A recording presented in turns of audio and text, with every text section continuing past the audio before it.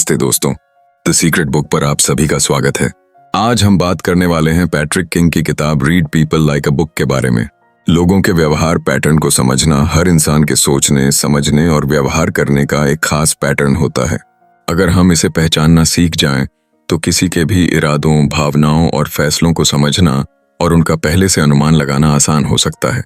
यह पैटर्न उनके बीते अनुभवों, भावनात्मक जरूरतों और मनोवैज्ञानिक स्थितियों से प्रभावित होता है। उदाहरण के लिए, आपका एक दोस्त हमेशा जल्दी गुस्सा हो जाता है, खासकर जब उसकी गलती बताई जाए। हो सकता है बचपन में उसे बहुत ज्यादा डांटा गया हो, इसलिए उसका दिमाग उसे बचाने के लिए तुरंत गुस्से से रिएक्ट करता है।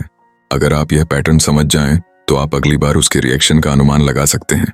इसी तरह, अगर कोई हमेशा दूसरों की मदद के लिए तैयार रहता है, भले ही खुद परेशानी में हो, तो इसका मतलब हो सकता है कि उसे अपनी वैल्यू दूसरों की खुशी में दिखती है। हो सकता है उसने जीवन में ऐसा कुछ झेला हो जहां उसे प्यार तभी मिला हो जब उसने दूसरों की जरूरतों को खुद से ज्यादा अहमियत दी हो। लोगों के व्यवहार को समझने का एक और तरीका है उनके शब्दों और कार्यों के बीच के अंतर को देखना।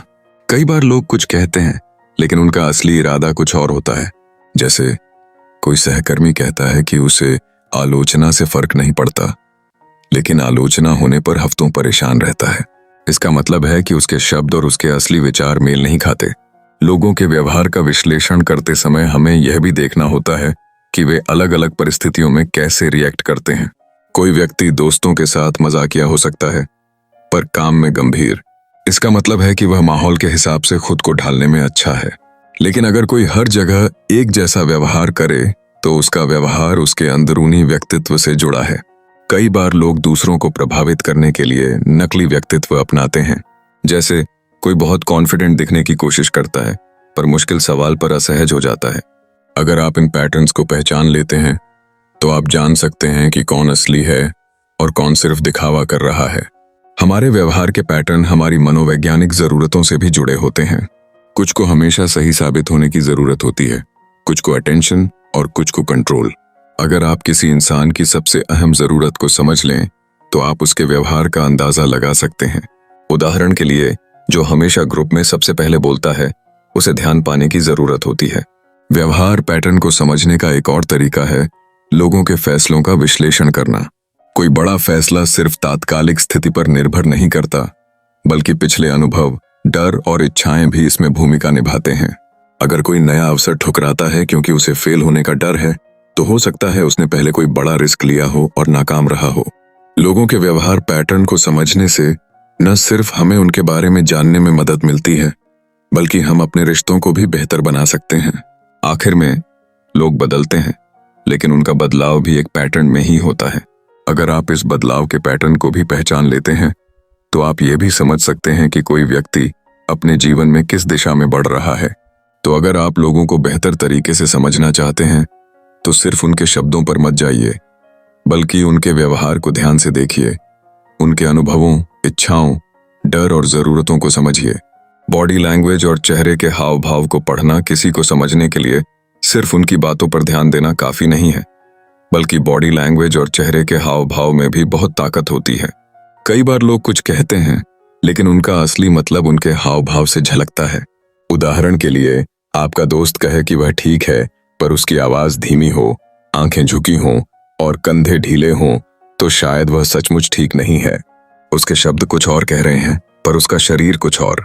चेहरे के हाव भाव सबसे असरदार होते हैं। खुशी में आंखें चमकती हैं, मुस्कान होती है। दुख में आंखें भारी होती हैं, भौहें झुकी होती हैं। हर भावना का एक अलग एक्सप्रेशन होता है। अगर आपका सहकर्मी कहता है कि उसे किसी से परेशानी नहीं, पर उस खास व्यक्ति के कमरे में आते ही उसका चेहरा सख्त हो जाए, नजरें टकराने से बचें और हाथ मुट्ठी में बदल जाएं, तो उसे वाकई परेशानी है। बॉडी लैंग्वेज के दूसरे संकेतों में मुद्राएं और हाव भाव शामिल हैं। जब कोई दिलचस्पी ले रहा होता है, तो उसका शरीर सामने की ओर झुका होता है। बोर होने पर पीठ पीछे झुक जाती है, आंखें इधर उधर घूमती हैं। यदि कोई लगातार पैर हिला रहा है, घड़ी देख रहा है या फोन चेक कर रहा है, तो शायद वह बेचैन है या बातचीत में दिलचस्पी नहीं ले रहा। लोग अपनी भावनाओं को छिपाने की कोशिश करते हैं, लेकिन उनके शरीर से कुछ संकेत निकल ही जाते हैं। झूठ बोलते समय लोग आमतौर पर नजरें मिलाने से बचते हैं, नाक या चेहरे को छूते हैं या आवाज बदल जाती है। हालांकि किसी एक संकेत को देखकर ही कोई नतीजा निकालना सही नहीं होगा। संदर्भ को ध्यान में रखना और संकेतों के समूह क्लस्टर्स को देखना जरूरी है। सिर्फ एक संकेत के बजाय कई संकेतों को एक साथ देखना चाहिए। जैसे बाहें मोड़ना ठंड की वजह से हो सकता है, लेकिन अगर साथ में भौहें तनी हों और होंठ सख्त हों तो यह गुस्से का संकेत हो सकता है। लोगों को पढ़ने की यह कला सिर्फ व्यक्तिगत रिश्तों में ही नहीं बल्कि पेशेवर जीवन में भी बहुत फायदेमंद होती है। मीटिंग में बॉस के चेहरे पर झुंझलाहट दिखना, भले ही वह प्रोजेक्ट रिपोर्ट पसंद आने की बात कहे, एक संकेत हो सकता है कि वह संतुष्ट नहीं है। बॉडी लैंग्वेज पढ़ने से हमें किसी की ईमानदारी को परखने में भी मदद मिलती है। हिचकिचाहट भरी आवाज, बार बार आंखें घुमाना या उंगलियां मलना बता सकता है कि कोई पूरी तरह सच नहीं बोल रहा। बॉडी लैंग्वेज को पढ़ना एक कला है और यह धीरे धीरे अभ्यास करने से ही आता है। हर इंसान अलग होता है, इसलिए सबसे अच्छा तरीका है कि पहले उनकी सामान्य आदतों को नोटिस किया जाए। जब आप इन छोटी छोटी चीजों पर ध्यान देना शुरू कर देंगे तो आपको यह अंदाजा होने लगेगा कि लोग वास्तव में क्या महसूस कर रहे हैं, भले ही वे कुछ और कह रहे हों। इससे आपकी समझने की क्षमता बढ़ेगी और आप दूसरों के साथ बेहतर तरीके से संवाद भी कर पाएंगे। लोगों की प्रेरणा, मोटिवेशन को समझना। हर इंसान जो कुछ भी करता है उसके पीछे कोई ना कोई वजह होती है। असल में हर इंसान के दो बड़े मोटिवेशन ड्राइवर्स होते हैं, खुशी पाना और दर्द से बचना। लोग वही करते हैं जो या तो उन्हें अच्छा महसूस कराए या फिर उन्हें किसी तकलीफ से बचाए। उदाहरण के लिए, ऑफिस में एक सहकर्मी ज्यादा मेहनत करता है क्योंकि उसे सफलता से खुशी मिलती है, प्रमोशन या पहचान। दूसरा कम से कम काम करता है क्योंकि उसे असफलता या आलोचना का डर होता है, दर्द से बचना। उनके व्यवहार में यह फर्क उनकी प्रेरणा की वजह से है। आप किसी दोस्त को जिम जाने की सलाह देते हैं, एक को उसमें अच्छी फिटनेस और पर्सनैलिटी की खुशी दिखेगी, जबकि दूसरा बीमारियों और मोटापे से बचने का रास्ता देखेगा। दोनों जिम जा सकते हैं पर उनकी प्रेरणा अलग होगी। लोगों का डर भी उनके व्यवहार को प्रभावित करता है। कुछ लोग समाज में अपनी इमेज को लेकर सतर्क रहते हैं क्योंकि उन्हें रिजेक्शन का डर होता है। कुछ को गरीबी का डर होता है, इसलिए वे पैसों को लेकर सावधान रहते हैं। यदि आप उनके डर को समझते हैं तो उनके फैसलों का अनुमान लगा सकते हैं। मान लीजिए आपका दोस्त रिश्तों में बहुत सतर्क रहता है क्योंकि उसे पुराने रिश्ते में मिले दर्द से बचने का डर है। अगर आप समझ जाएं कि उसका व्यवहार दर्द से बचने के लिए है तो आप जान पाएंगे कि उसे भरोसा दिलाने के लिए क्या करना होगा। कुछ लोग दिखावे पर बहुत ध्यान देते हैं, महंगी चीजें, सोशल मीडिया पर अच्छी तस्वीरें। हो सकता है उन्हें तारीफ से खुशी मिलती हो या उन्हें यह डर हो कि साधारण दिखने पर लोग उन्हें कम आंकेंगे। जब आप किसी ग्राहक से डील कर रहे हों तो यह जानना जरूरी है कि वह किस चीज से प्रभावित होता है। अगर उसे खुशी चाहिए तो उसे बताएं कि आपका प्रोडक्ट उसकी लाइफ को बेहतर कैसे बनाएगा। अगर वह नुकसान से बचना चाहता है तो समझाएं कि प्रोडक्ट न खरीदने से उसे क्या नुकसान हो सकता है। हमारे फैसले भी इसी मोटिवेशन से चलते हैं। कोई नई नौकरी ज्यादा पैसे के लिए खुशी ले सकता है या पुरानी नौकरी से तंग आकर दर्द से बचाव। अगर आप ये समझ जाते हैं कि किसी का जीवन किस चीज से संचालित हो रहा है, खुशी की चाहत या दर्द से बचाव, तो आप उसके अगले कदमों का अनुमान लगा सकते हैं। जब आप इस स्तर पर लोगों को समझने लगते हैं तो आपकी संवाद और रिश्ते बनाने की क्षमता बहुत मजबूत हो जाती है। मैस्लो की जरूरतों के पदानुक्रम, मैस्लोज हायरार्की ऑफ नीड्स। हर इंसान की जरूरतें अलग अलग होती हैं जो एक तय क्रम में चलती हैं। मनोवैज्ञानिक अब्राहम मैस्लो ने इसे समझाने के लिए जरूरतों का एक क्रम बनाया है जिसे मैस्लो हायरार्की ऑफ नीड्स कहते हैं। इसमें इंसान की जरूरतों को 5 स्तरों में बांटा गया है। मन शारीरिक जरूरतें, फिजियोलॉजिकल नीड्स, सबसे बुनियादी जरूरतें, खाना, पानी, नींद।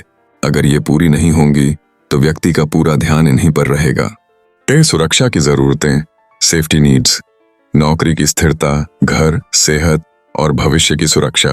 शारीरिक जरूरतें पूरी होने के बाद व्यक्ति स्थिरता चाहता है। सामाजिक जरूरतें, सोशल नीड्स, रिश्ते, दोस्ती और समाज से जुड़ाव। सुरक्षा मिलने के बाद व्यक्ति अपनापन और साथ चाहता है। आत्मसम्मान की जरूरतें, एस्टीम नीड्स, पहचान और सम्मान। रिश्तों से संतुष्ट होने के बाद व्यक्ति सराहना और एक महत्वपूर्ण व्यक्ति के रूप में देखे जाने की जरूरत महसूस करता है। आत्म साक्षात्कार, सेल्फ एक्चुअलाइजेशन, खुद को बेहतर बनाना और किसी बड़े उद्देश्य के लिए जीना। सम्मान मिलने के बाद व्यक्ति अपनी क्षमताओं का पूरा इस्तेमाल करना चाहता है। अगर आप यह समझ जाते हैं कि कोई व्यक्ति मैस्लो की इस सीढ़ी पर कहाँ खड़ा है, तो आप यह अंदाजा लगा सकते हैं कि वह किन चीजों से सबसे ज्यादा प्रभावित होगा। जैसे यदि किसी की बुनियादी जरूरतें अधूरी हैं, तो उसे प्यार की बात प्रेरित नहीं करेगी। जब आप इस मॉडल को अपने रोजमर्रा के जीवन में इस्तेमाल करते हैं, तो आपको लोगों को समझने में आसानी होती है। आप जान पाते हैं कि कौन किस चीज से प्रेरित होगा, कौन किस तरह के फैसले लेगा और किसे किस तरीके से प्रेरित किया जा सकता है। डिफेंस मैकेनिज्म को समझना, हर इंसान के भीतर एक अहंकार, ईगो होता है जो उसे खुद को अच्छा महसूस कराने में मदद करता है। जब भी हमारे आत्मसम्मान को चोट पहुंचती है, तो हमारा दिमाग हमें उस तकलीफ से बचाने के लिए कुछ तरीके अपनाता है जिन्हें डिफेंस मैकेनिज्म कहते हैं। प्रोजेक्शन, आरोपण, अपनी गलतियों को नजरअंदाज करके दूसरों को दोष देना। जैसे गुस्से वाला व्यक्ति खुद को शांत बताकर दूसरों को चिड़चिड़ा कहे। डिनायल, इनकार करना, सच्चाई को स्वीकार करने से इनकार करना। जैसे कर्ज में डूबा व्यक्ति कहे मुझे कोई समस्या नहीं। रैशनलाइजेशन, तर्क देना, अपनी गलतियों के लिए बहाने बनाना। जैसे परीक्षा में फेल होने पर कहे यह परीक्षा तो बेकार थी।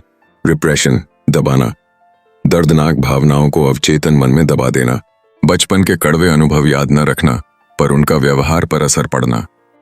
रिग्रेशन, बचपन जैसी हरकतें, तनाव में बचपन वाले व्यवहार करना, जैसे बहुत परेशान होने पर रोना या चिड़चिड़ा हो जाना। डिस्प्लेसमेंट, भावनाओं को दूसरी जगह निकालना, असली गुस्से को उस व्यक्ति पर न निकालकर किसी और पर निकालना। जैसे बॉस से डांट खाकर घर आकर परिवार पर गुस्सा निकालना। सब्लिमेशन, रचनात्मक रूप में भावनाओं को बदलना, नकारात्मक भावनाओं को रचनात्मक गतिविधियों में बदलना। जैसे गुस्सा खेल में लगाना। अगर हम ये पहचान सकें कि कोई व्यक्ति अपने अहंकार की रक्षा कैसे कर रहा है, तो हम उसकी असली भावनाओं और डर को समझ सकते हैं। यह कला आपको लोगों को गहराई से समझने में मदद करती है। तो दोस्तों, यह थी हमारी आज की बुक समरी।